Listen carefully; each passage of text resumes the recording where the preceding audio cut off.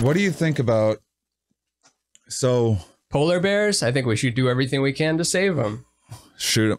Oh, shoot them. No. So what about,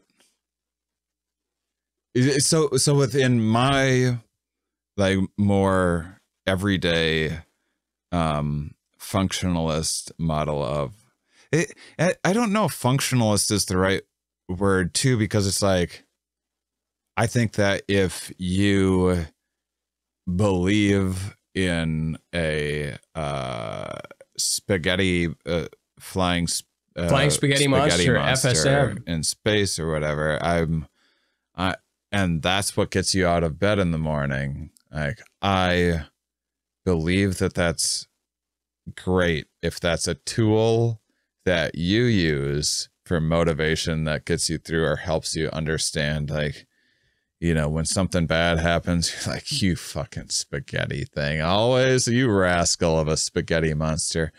But then there's like, some of it's like, yeah, keep the fucking spaghetti monster out of my shit once it starts impeding into my life. I'm like, you know, there's not really a flying spaghetti monster, you know, once it's, once you start questioning like germ theory or saying like the spaghetti monster has this and that to say about abortions, I'm like, whoa, come on now.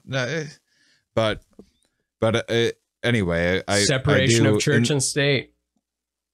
My way of thinking about consciousness, it's not like I've came anywhere near solving much of anything with it, because there's still so many, like,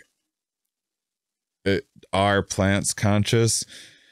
In my way of thinking about it, I don't think so. Even if they demonstrate something that we kind of anthropomorphize and it looks like they're reacting to a thing, and they are, and then chemicals are reacting and everything else, and but I don't think that they're feeling. I think that you kind of need a limbic system or something.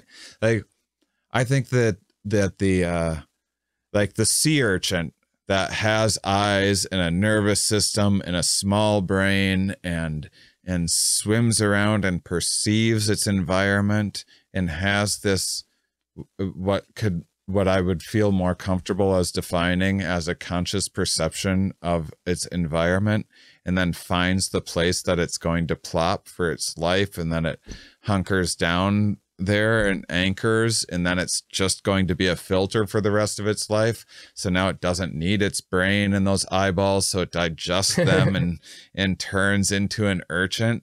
I think that it was conscious and now it's not conscious anymore, even though it's living.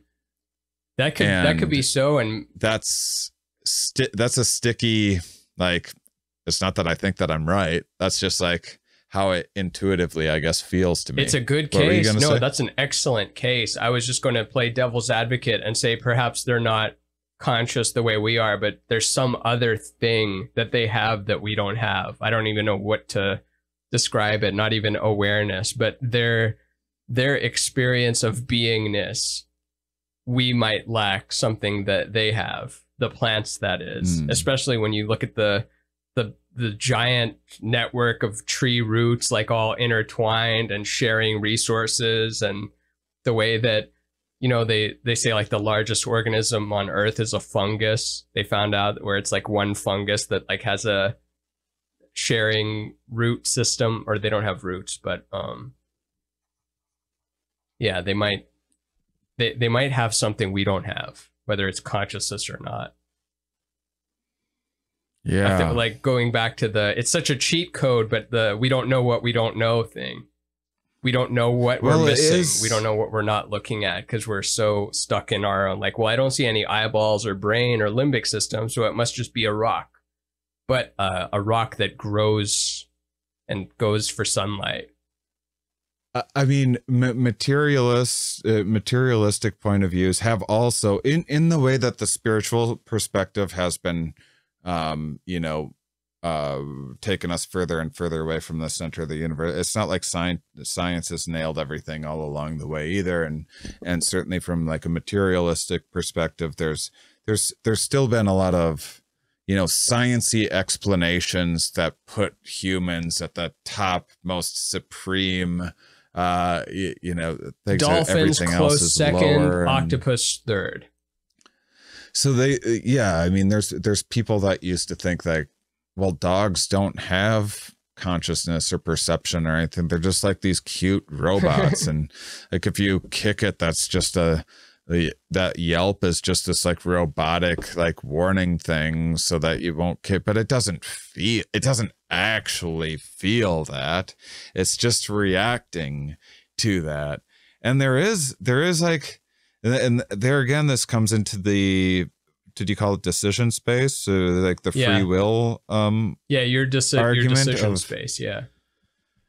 Because I think of plants or fungus or that sea urchin after it plops as like, no, well, now it's just reacting. It doesn't have a decision space. It doesn't have a say in the matter.